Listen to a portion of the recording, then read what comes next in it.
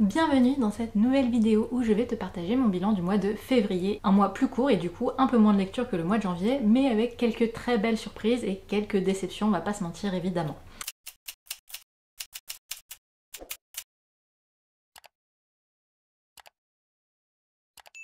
Je commence comme d'habitude avec mes lectures 3 étoiles ou 3 étoiles et demie, on va dire environ.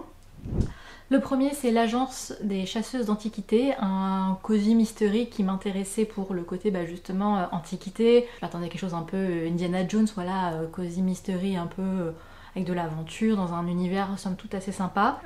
La mayonnaise n'a pas pris du tout. Franchement, je me suis un peu ennuyée, j'ai pas trop compris l'intrigue, il y avait beaucoup de personnages.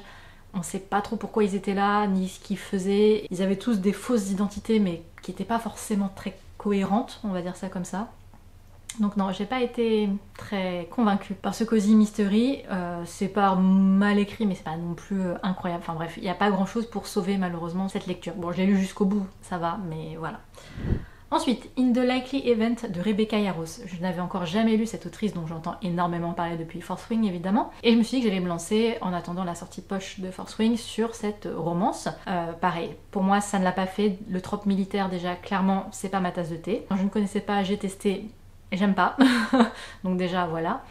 Et j'ai vraiment eu du mal avec l'intrigue. Alors, c'était étonnant parce que c'était quand même très addictif. J'ai lu le roman très rapidement. La construction du roman fait qu'on a vraiment envie de savoir la suite. Mais les personnages, quand on y réfléchit 30 secondes, mais pareil, c'est pas très crédible. L'héroïne est têtue comme une mule, elle est comme en zone de guerre, elle fait ce qu'elle veut et elle ne respecte clairement pas le libre arbitre de chacun. Enfin voilà, elle est pas toujours très agréable, en tout cas ou appréciable. Et Nate, qui pourtant est un bon gars, enfin je veux dire, j'entends, il y a des moments où il est très touchant, mais il est quand même militaire dans une zone de guerre, et il fait des trucs, mais je comprends pas qu'il soit pas démis de ses fonctions. Et du coup, je trouve ça pas forcément romantique, mais juste très égoïste et un peu bizarre. Sûrement que dans un autre cadre, en fait, la romance aurait été géniale, mais je trouve que dans le cadre de la guerre, ça marche vachement moins bien d'un seul coup. C'est comme ça. Après, je ne dis pas, c'était vraiment très addictif encore une fois, mais bon. Clairement le trope militaire, ça ne sera pas pour moi. Ensuite, Le Jardin des Anatomistes de Noémie Adonis. Polar historique qui me plaisait notamment pour son côté anatomiste, c'est-à-dire je m'attendais vraiment voilà, à plonger au cœur des écoles de chirurgie, etc. à Paris. C'était un peu le cas, mais encore une fois, le personnage principal, pourquoi c'est lui qui mène l'enquête? Enfin, ça sort un peu de nulle part. L'intrigue en elle-même est agréable, elle casse pas à trois pattes à un canard, mais bon, ça se lit, c'est sympa. Mais vraiment, le personnage principal est juste perdu. Il n'a pas du tout envie d'être là et il se retrouve à mener l'enquête plus ou moins aiguillé par un commissaire. On se demande bien à quoi il sert aussi. Enfin, voilà, non, voilà, j'ai pas trop d'avis sur la question. J'ai trouvé juste... ça se lit, mais très très vite oubliable. Et on termine avec Parme. C'est très complexe comme lecture parce que j'ai adoré l'univers. Vraiment, je l'ai trouvé génial. Donc on a ces deux royaumes, l'un de végétation, l'autre de joyaux. Ces deux princes amis, ennemis, amants qui se retrouvent face à une menace dont ils ne connaissent pas les causes et qui vont les mener chacun sur un chemin qui va malheureusement les séparer plus que les rapprocher. Il y a eu un moment très long, il y a eu un moment où l'intrigue avait vraiment du mal à prendre, j'ai eu un peu de mal à me mettre dedans. La deuxième partie est vraiment beaucoup mieux. Là pareil, j'ai dévoré jusqu'à la fin, j'ai adoré toute l'histoire, les personnages, etc. Mais c'est vraiment frustrant quand on aime autant l'univers, que j'ai vraiment été happée dès les premières pages par l'univers et c'est juste l'intrigue qui au début c'était un peu long. Donc je le recommande vraiment, ne serait-ce que encore une fois pour l'univers, mais j'avoue que ça n'a pas été le coup de cœur auquel je m'attendais. Passons aux lectures 4 étoiles avec en premier Steam Sailors tome 1 de E.S. Green. Lecture young adulte steampunk fantasy, c'était assez génial. Des pirates de l'air, des aventures, des rebondissements, une cité perdue qu'on retrouve à la fin du tome 1 et qui annonce donc un tome 2 assez génial. Des personnages hyper attachants, vraiment je me suis attachée à ce drôle d'équipage de pirates qui ont une forme de code d'honneur, d'amitié. Enfin voilà, ça se lit tout seul, c'est très addictif encore une fois. Pas de coup de cœur parce que oui c'était très sympa, mais j'ai pas non plus été waouh par tout ça. Peut-être le côté young adulte, mais ça veut rien dire parce que j'ai déjà eu des coups de cœur young adulte, donc je sais pas, il y a un truc qui fait que j'ai pas été complètement dedans, mais ça reste une excellente lecture que j'ai beaucoup aimé. Je pense pas spécialement lire la suite parce que c'est mon problème de ne pas lire les suites, mais franchement je conseille pour la découverte parce que l'univers est vraiment très chouette. Ensuite, Souveraine du Coronado d'Emmanuel Chastelière. J'avoue, j'hésitais entre 3,5 et 4 étoiles parce que Encore une fois, c'est un roman un peu étrange où j'admire énormément l'intelligence, la richesse du récit, les thématiques du récit, avec cette histoire de colonialisme, de magie folklorique. L'intrigue est vraiment très riche, très complexe, c'est politique, c'est humain, c'est voilà. Mais j'ai eu du mal à m'attacher aux personnages principaux, en tout cas dans la première partie, qui est relativement la plus longue, enfin qui est pas relativement, c'est la plus longue. On suit 2 personnages masculins et je me suis attachée un peu à aucun des deux, un peu plus Ferran que l'autre, mais bon, pas non plus, voilà. À partir de la deuxième partie, et jusqu'à la 3e partie, là par contre j'ai vraiment dévoré et j'ai enchaîné le roman jusqu'à la fin. C'était vraiment chouette. Donc je le recommande vraiment parce que il est très original, encore une fois par l'univers, par la plume, c'est une très très belle plume, mais c'est la note finalement c'est plutôt mon propre plaisir de lecture qui n'a pas été... voilà, il y a des moments un peu longués pour moi. Je me suis pas éclatée complètement sur cette lecture, donc je peux pas mettre 5 étoiles quoi, c'est plus ça. Mais je le recommande vraiment par contre pour l'écriture, l'univers, l'intrigue qui est vraiment très très riche. Ensuite, Kafka sur le rivage d'Haruki Murakami. Une lecture très étonnante, qui était ma lecture du 12 Books Challenge du mois de février. Je n'avais encore jamais lu Murakami, donc ça a été une découverte pour moi. Et quelle découverte!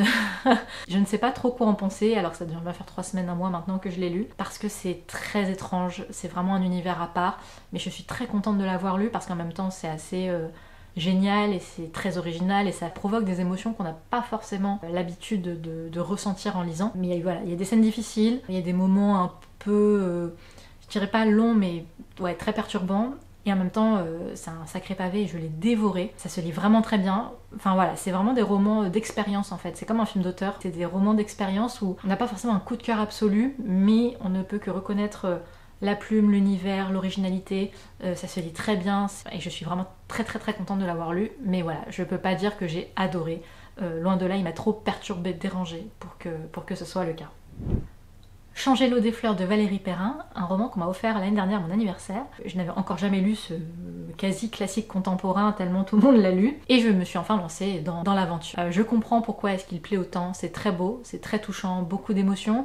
Il y a quand même une intrigue qui donne vraiment envie de savoir la suite, il y a quand même un mystère autour de ce personnage de Violette Toussaint, il y a quand même quelque chose d'intriguant et de mystérieux qui fait qu'on a vraiment envie de savoir la suite. Je l'ai lu assez rapidement aussi, ça se lit très très vite. Et c'est vrai que c'est très beau sur les réflexions que ça peut avoir sur la mort, sur la vie, sur les choix qu'on fait, sur la famille, sur l'amour, enfin voilà, sur l'amitié, sur plein de sujets. C'est très beau, très touchant. Peut-être que c'est juste pas forcément ma littérature de prédilection, c'est ce qui fait que j'ai pas eu un effet waouh non plus sur ce roman. Mais ça reste une très très bonne lecture en tout cas, et je comprends vraiment pourquoi est-ce que ça plaît autant. Des petits bouts d'amour de Sandrine Nouguet, une nouvelle parution Erol. J'avais déjà lu son premier roman et c'est pareil, c'est un roman très touchant. On va suivre une quinquagénaire qui galère avec sa périménopause, son travail, son fils qui vient d'avoir 18 ans et qui va partir à Londres, donc elle a un peu de mal avec ce syndrome du nid vide, on pourrait dire, et qui va se retrouver mêlée à une histoire un peu inattendue pour elle, qui est l'occupation du phare abandonné de sa ville par un collectif militant écologiste et social. Donc voilà, elle va rencontrer des personnalités qu'elle n'aurait jamais rencontrées autrement, ça va la mener à se poser des questions sur elle-même, sur sa vie, sur ses choix encore une fois. C'est assez drôle, c'est assez touchant. Toute la partie maternité a l'air très douce, très belle. N'étant pas concernée, je ne saurais dire si c'est réaliste, mais j'imagine que ça l'est. Mais voilà, c'était vraiment une très jolie lecture, pleine d'émotions, dans des paysages d'embrun et de bord de mer. Voilà, je recommande chaudement pour qui a envie d'une jolie histoire touchante, un peu feel good mais avec quand même des thématiques engagées et qui changent un petit peu, on va dire, peut-être de certains romans feel good plus classiques entre guillemets. On va passer aux lectures 5 étoiles avec vraiment de très très belles surprises assez différentes les unes des autres. On commence par Les Sorcières de Salem d'Arthur Miller, donc une pièce de théâtre, un classique que j'ai toujours eu envie de lire et je me suis enfin lancée. Quelle claque!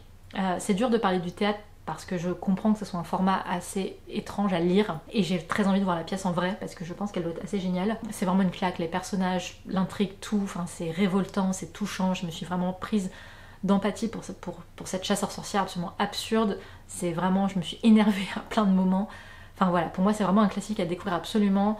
Le format théâtre fait que c'est quand même relativement court, ça se lit très très vite. Pour moi c'est vraiment une lecture essentielle qui a été écrite à l'époque du McCarthyisme et qui malheureusement continue d'être d'actualité sous une autre forme, mais voilà, c'est aussi ce qui je pense m'a le plus touchée, c'est que ça dénonçait une certaine période de l'histoire et au final on n'est peut-être pas si loin alors que ça fait des dizaines d'années que c'est passé.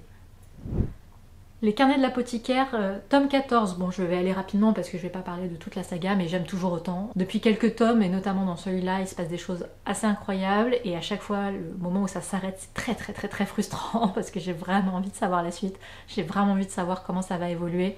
Il se passe énormément de choses en très peu de pages, et on a envie de connaître le dénouement, donc voilà, j'attends impatiemment la suite, mais j'aime toujours autant cette série de mangas.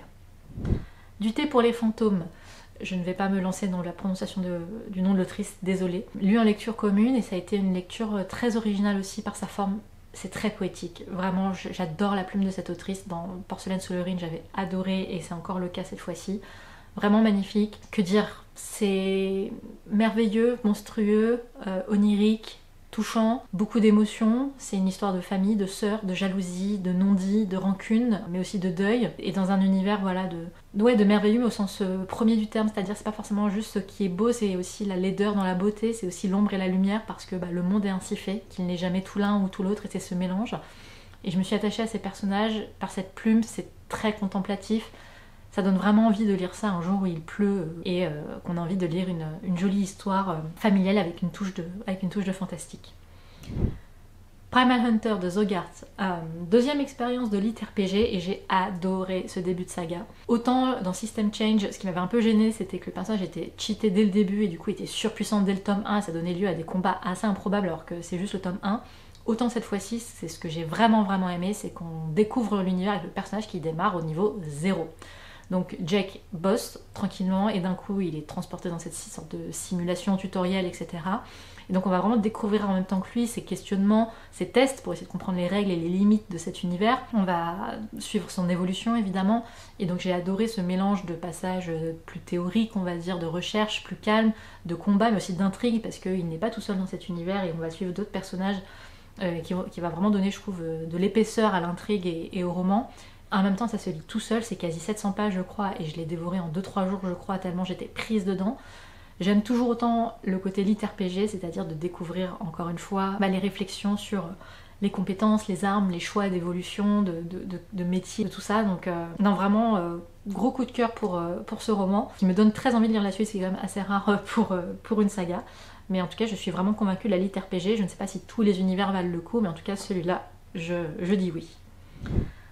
Une révolution intérieure de Gloria Steinem. On change complètement de registre avec un ouvrage, un essai, à la frontière entre le développement personnel et l'essai social, puisque bon, c'est une autrice féministe militante connue depuis très longtemps, qui a écrit cet ouvrage en partant du principe que l'estime de soi en fait est une donnée presque politique, dans le sens où en empêchant des personnes d'avoir de l'estime pour elles-mêmes, notamment les femmes et les minorités, on les empêche de prendre leur place, puisque si on n'a pas confiance en soi, évidemment, on ne va pas oser prendre sa place, dire des choses, et forcément, on va peut-être louper des opportunités de changer les choses. Donc c'est là la partie développement personnel, c'est que c'est beaucoup axé sur l'estime de soi, notamment par la guérison de l'enfant intérieur, mais pas que, tout en le liant quand même à des problématiques sociales, de féminisme, de racisme, en tout cas toutes les problématiques liées à des minorités, donc c'est très intéressant, il y a beaucoup d'études dedans, des chiffres qui sont chocs, qui font peur, et en même temps c'est quand même motivant, inspirant, elle donne des pistes, des clés pour commencer cette guérison de l'enfant intérieur, de reparentage de son enfant, avec plein de possibilités en fait, c'est ce qu'elle dit aussi, c'est que chaque parcours est différent, et ce qui a marché pour elle ne fonctionnera peut-être pas pour quelqu'un d'autre. Donc voilà, c'est un ensemble de témoignages, c'est un ensemble de pistes et de conseils entre guillemets, pour retrouver une estime de nous-mêmes, mais voilà, encadré dans quelque chose de réaliste qui est le cadre social et politique dans lequel on vit, donc une société patriarcale, capitaliste, etc. etc. Et ça fait du bien, parce que des fois le développement personnel, c'est un peu déconnecté de tout ça, et là c'est pas le cas, donc ça a été vraiment très intéressant pour moi de lire ça. Le Dieu des bois de Lise Moore, une parution toute récente chez Buchet-Chastel. Alors un thriller on pourrait dire, mais vraiment sans aucune violence, c'est psychologique pile ce qu'il faut, mais c'est même au-delà de ça. On est au cœur des Adirondacks dans les années 70, un camp de vacances pour gosses de riches, il n'y a pas trop d'autres termes, un camp de nature, en fait le but est d'apprendre à survivre, à vivre une nuit dans les bois, etc. Et sauf que Barbara disparaît, donc une adolescente disparaît, et c'est la fille des propriétaires de ce camp. Donc il y a le camp, il y a la maison des propriétaires, et donc premier été où cette adolescente participe, et à la fin des 2 mois de vacances, elle disparaît. À partir de cette disparition, on va remonter le passé puisque son frère, 15 ans auparavant, son petit frère avait aussi disparu, on ne l'a jamais retrouvé. Et donc on va avoir plusieurs points de vue, beaucoup de femmes, que ce soit à l'époque, sa mère, depuis les années 50 jusqu'aux années 70, on va suivre la monitrice dans les années 70, on va suivre l'inspectrice dans les années 70, on va suivre voilà, plusieurs personnages plutôt féminins majoritairement, pour essayer de comprendre ce qu'il s'est passé. Donc j'ai beaucoup aimé la construction du récit, les personnages évidemment, et la tension, l'intrigue est très très finement menée, avec ce paysage de bois sauvage absolument génial. Vraiment j'étais happée par l'écriture, par l'intrigue, par la construction. J'adore parce qu'en fait voilà, pas de gore, pas besoin de faire des meurtres sanglants, des découpages ou de je sais pas quoi. C'est très finement mené à partir finalement juste de 2 disparitions à 15 ans d'écart, mais quand ça touche la même famille, il y a quand même des choses qui se posent. Et j'ai aussi beaucoup aimé les dynamiques et les relations familiales qui se jouent dans cet ouvrage où voilà, on apprend et on découvre certaines choses, des secrets de famille, on pourrait dire, mais un peu plus compliqués que ça, qui ont peut-être malheureusement mené aussi à la disparition de ces 2 enfants. Donc vraiment, je recommande pour qui aime les intrigues, voilà, vraiment du suspense, mais qui n'aiment pas spécialement non plus voilà, les meurtres, le gore, le machin, avec voilà, une très belle plume. Bref, gros coup de cœur pour ce roman. On termine avec ma lecture préférée du mois de février. Je n'ai pas eu à hésiter longtemps. C'est La Cité diaphane d'Anouk Faure. C'est un conseil de libraire de ma librairie ici, alors que je disais que j'avais envie de lire un peu d'horrifique, fantastique horrifique, mais voilà, je veux pas de gore, je veux juste plutôt une ambiance, une atmosphère. Elle m'a conseillé ça, et quelle claque, l'univers absolument incroyable, c'est gothique, fantastique, horrifique. J'ai parfois retrouvé vraiment un plaisir de lecture quasi Lovecraftien. Je peux pas trop en dire, mais sur certaines choses, ça peut se comprendre. En plus, l'autrice est aussi illustratrice, et donc il y a des illustrations dans le livre qui sont magnifiques et qui accompagnent parfaitement le récit. C'est écrit à la manière en fait d'un journal, puisque c'est l'archiviste qui va arriver dans cette cité abandonnée et qui va raconter dans son journal sa quête et ce qui s'y passe. Il y a un gros retournement de situation, un moment que je n'avais pas du tout vu venir, qui est absolument génial et qui change complètement la suite du récit. Et donc dans cette cité abandonnée et maudite, il va rencontrer quelques personnages un peu soit fous, soit monstrueux, soit inattendus. Donc voilà, j'ai adoré cet univers qui mélange aussi bien la beauté de cette cité de marbre et en même temps l'angoisse qu'elle soit complètement abandonnée, ce mystère lié à ce côté très gothique, l'horreur à plusieurs moments, mais notamment vers la fin où ça prend des proportions assez inimaginables. Enfin, je ne sais quoi en dire tellement c'était génial. Après évidemment c'est pas pour tout le monde, il faut aimer. Mais en plus de ça, la plume est absolument magnifique. Voilà, enfin, une autrice qui écrit bien, qui dessine bien, qui raconte une histoire originale dans un univers absolument enchanteur et en même temps avec une bonne petite pointe d'horreur comme je l'aime. Ça ne pouvait qu'être mon coup de cœur absolu du mois de février. Donc voilà, si tu as lu l'un de ces romans, n'hésite pas à le dire et à en discuter avec moi ou à me dire quelle a été ta lecture préférée du mois de février. Et on se retrouve évidemment bientôt pour une nouvelle vidéo. Ciao ciao!